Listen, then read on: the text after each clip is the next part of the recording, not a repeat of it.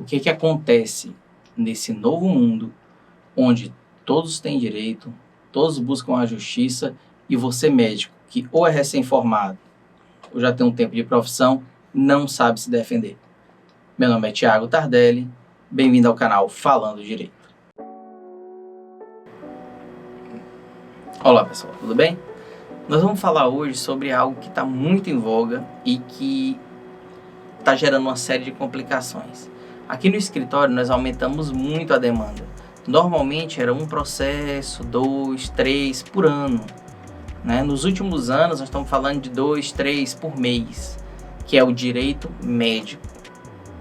Por que está acontecendo que os médicos estão sendo tão processados? Qual é o problema que está ocorrendo na comunicação médico-paciente? Primeiro, esse vídeo, logicamente, ele tende a ser para o público médico. Lógico que você, né, nosso espectador aqui do canal, fique à vontade para perguntar, para questionar, os comentários estão aí para isso. Mas vamos lá. Quando é que isso começou? A era da judicialização, ela começa com um movimento muito grande nos Estados Unidos, certo? Que se expande para a Europa, para os demais países, né? E também chega ao Brasil. Com uma introdução do novo Código Civil, tanto com o novo Código de Processo como com o novo Código Civil, nós temos aí um direito à indenização direto para aquele que causa qualquer tipo de dano. E aí nós temos um problema. Esse dano ele pode ser psicológico, esse dano pode ser real, esse dano pode ser patrimonial. Então, muita coisa enseja essa questão do que é que vem a ser o dano. Dito isso, nós já estamos com a situação instaurada. Isso não é bom e isso não é ruim. Isso é o que nós temos. Nós temos que diferenciar essas situações. E aí você me pergunta, mas Tardelli, como é que o médico pode se proteger disso? Bem, eu sei que tendo o processo, deve-se ter uma assessoria jurídica adequada para se promover a defesa no processo. Mas a questão é, precisa chegar ao processo? Analisando os processos aqui do escritório, eu verifiquei que cerca de 50% dos processos poderiam ter sido resolvidos com a boa conduta médico-paciente durante uma consulta. Enfim, 75% dos processos poderiam ter sido resolvidos com documentação adequada. E 90% dos processos, com certeza, seriam resolvidos numa boa relação médico-paciente.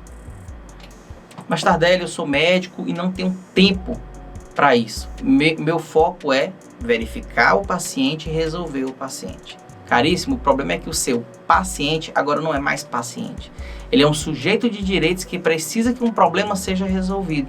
E adivinha, ele não está nada paciente, com perdão do trocadilho. O que acontece? Essas pessoas hoje, elas querem saber o que está sendo feito, quando está sendo feito, por que está sendo feito e qual o resultado esperado.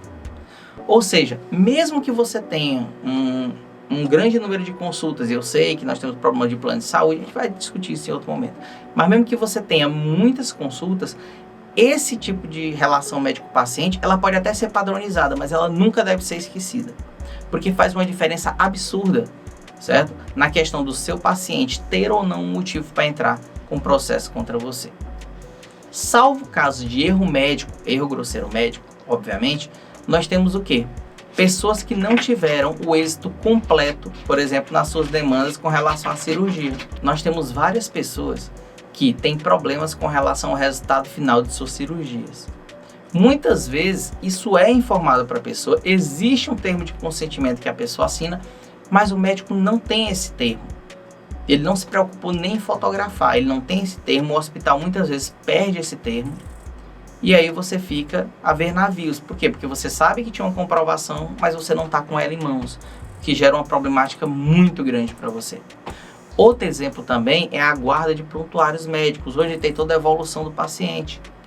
Muitas vezes o médico que atendeu, ou o médico onde houve esse fim da vida, infelizmente, ou algo assim, ele vai ser o responsável por aquilo se não houver um prontuário médico, se não houver uma anotação sistemática do que aconteceu. Então, muitas coisas interferem no direito médico, mas principalmente, eu penso que a relação médico-paciente, ela sendo bem estruturada, você vai conseguir lograr êxitos nessas questões. Para isso, muito se falou a respeito do direito médico, mas pouquíssimas vezes você viu falar em medicina defensiva, ou como eu chamo, medicina blindada. Por quê? Porque ao médico cabe ter essa relação padronizada, mas de uma maneira que você consiga atender seus pacientes no menor tempo possível, mas conseguindo ter o aproveitamento real da consulta, porque nada adianta menor tempo sem as avaliações necessárias, como também não adianta um tempo gigante sem as avaliações necessárias. Então é só uma questão de diminuir o custo de tempo, mantendo o benefício como máximo. Então há uma série de condutas que podem ser realizadas. A isso aqui no escritório a gente chama de medicina blindada.